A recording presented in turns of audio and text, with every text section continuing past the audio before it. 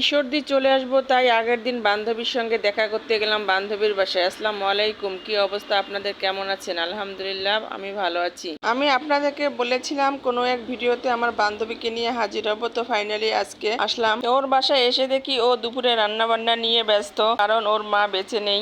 এই বাসায় আসলে সবসময় ওর মার কথা, অর্থাৎ খালাম্মার কথা আমার খুব মনে পড়ে। আমি আসার সঙ্গে সঙ্গেই খালাম্মা আমাকে অনেক প্রশ্ন করে, কেমন আছো, তোমার ছেলে মেয়ে কেমন আছে। যাই হোক, ও রান্নাঘরে গিয়ে আমি বসলাম, ও রান্না করছে। গল্প করতে করতে দুই বান্ধবী খালাম্মাকে নিয়ে খালাম্মার স্মৃতিচারণ করতে গিয়ে দুই বান্ধবী কেঁদে ফেললাম। তো এখানে আসার আমার মেন উদ্দেশ্য ছিল, আমাদের গেট টুগেদার হয়েছিল। গেট টুগেদারে আমি উপস্থিত থাকতে পারিনি, তাই আমার গিফটগুলো ওর কাছে ছিল, তাই ও আমাকে গিফটগুলো বুঝিয়ে দিচ্ছে। এক এক করে সব গিফটগুলো ও আমাকে বুঝিয়ে দিল। গিফটের মধ্যে ছিল ক্যাপ, একটা মগ, তারপর চাবির রিং, একটা টি শার্ট এবং একটা সুন্দর জটের ব্যাগ।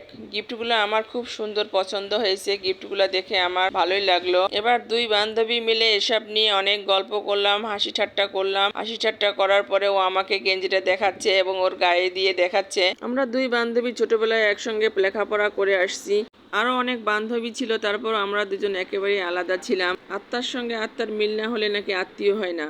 আসলে আমাদের দুজনের আত্মা কোথায় জানি একটা মিল বাধা পড়ে রয়েছে। তারপর ও বলল, চল ছাদে যাই, ছাদে গিয়ে কিছুক্ষণ সময় কাটাবো। তো আমরা দুজনেই ছাদে চলে গেলাম।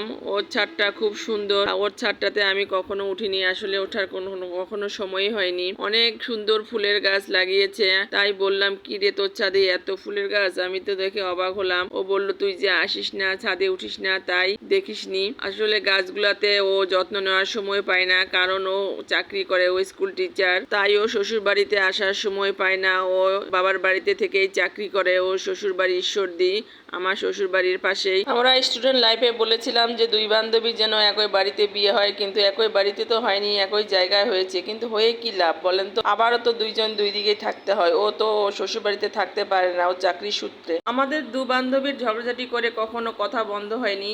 আপনারা সবাই দোয়া করবেন আমাদের এই দু বান্ধবীর বন্ধন যেন সারা জীবন অটুট থাকে। আপনি যদি আমার ফেসবুক পেজটি ফলো করেন, তাহলে সবার আগে আমার এই দুই বান্ধবীর ভিডিও আপনি পেয়ে যাবেন। তো আমার পেজটি ফলো করতে ভুলবেন না। আর ভিডিও লং করছি না, এখানেই শেষ করছি। আপনারা সবাই ভালো থাকেন, সুস্থ থাকেন। আল্লাহ হাফেজ।